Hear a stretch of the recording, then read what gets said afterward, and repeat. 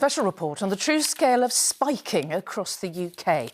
Alarming new figures obtained exclusively by ITV News and the Tonight programme show the crime may be significantly underreported. Of 600 people who responded to our survey, only around a quarter had reported their experience to police. And those who had been spiked, nearly half, had no idea why they'd been targeted. Some think it may have simply been the perpetrator's warped idea of fun. Now, currently, people who spike others can be prosecuted under different criminal offences using different laws, but proving it happened is often very difficult. Sangeeta Lal went across the country to hear how spiking has devastated and, in some cases, even cost lives. It is the one time so many people feel they can finally relax. But this is the prime setting for perpetrators to target their victims. Spiking has been described as an epidemic that's taking place across the UK. And in Bristol, it's shockingly easy to find people who've experienced this crime in some way. I've been spiked, and I know quite a few people that have as well. As a doorman, you see it a lot. We'd all probably say we know more people that have been spiked than haven't. Incidents of spiking have increased over recent years, but police say it's underreported. Official figures show last year there were almost 7,000 cases reported to police in England and Wales, but ITV News can reveal the total number could be 4 times higher.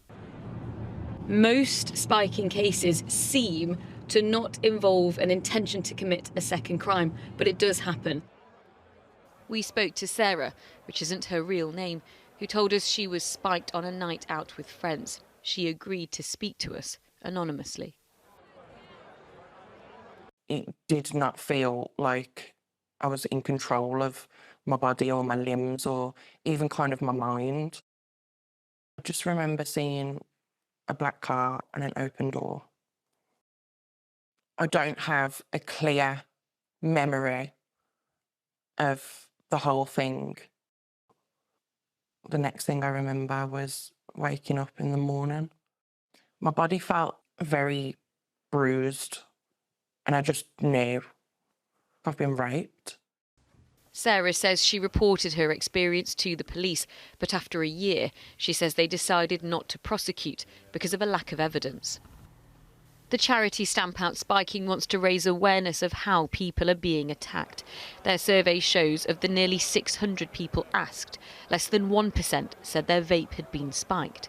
Nearly 7% were by injection. 83% reported their drink was spiked.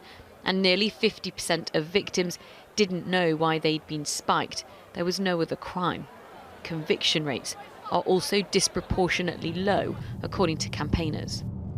Most incidents of spiking do happen on nights out. According to the National Police Chiefs Council, around 80% of cases happen in pubs, bars or clubs.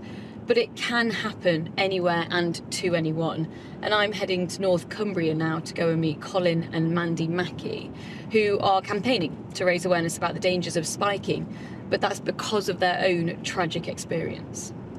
Hello, Mandy, how are you? I'm good, thank you. Nice to meet you. Hi, Hello. Colin. Mandy and Colin wanted to meet at the speedway track where their son, Greg, used to compete most weeks. Not long after this video of him was filmed, at 18 years old, Greg died while at college in Edinburgh. The police found he had the equivalent of 5 ecstasy tablets in his soft drink. He was in the college, holds a residence. We know that he came out of his room and then went into the communal toilets and turned on the cold water taps in there. He was obviously trying to refresh himself in some way. He obviously knew there was something wrong, and sadly that's where he collapsed. Colin says police believed there may have been 2 suspects linked to Greg's death and linked to spiking, but that there wasn't enough evidence to press charges. No one has been held accountable for what they think happened to their son. It is one of the worst things that can ever happen. I think it's because there's no justification of why it happened. Colin and Mandy now run a charity called Spike Aware to help protect people, but they're also campaigning for a change in the law. There is no single offence that covers spiking. Instead, there are a range of general offences and 7 different laws. Colin says that means it's hard to prosecute because there's so much confusion about what offence has been committed. Now's the time to change. If there's no prosecutions, there's no deterrent, so people feel they can spike. The government says it will create a new offence on spiking, which will allow the police to better respond to attacks. Campaigners say they hope this will move the focus onto preventing perpetrators instead of potential victims feeling like they have to protect themselves. Sangeeta is here. Some really shocking stories there, and the scale of it is just astonishing, isn't it?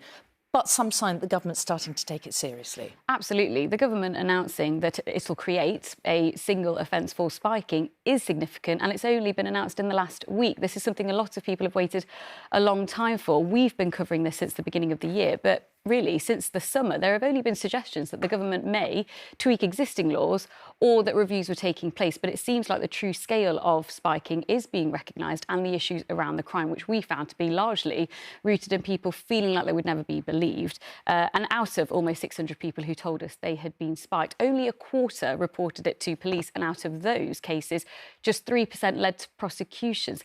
That's really only a handful of cases. People told me they just thought nothing would ever happen if they reported it. And you can see why. But this can happen to anyone, and it can happen at any time. 91% of survivors, though, in our survey were women. And while we were out filming on a night in Bristol, every single woman that I randomly approached told me that they had either been spiked or knew someone who had. And really, that was the most shocking part of covering this for me.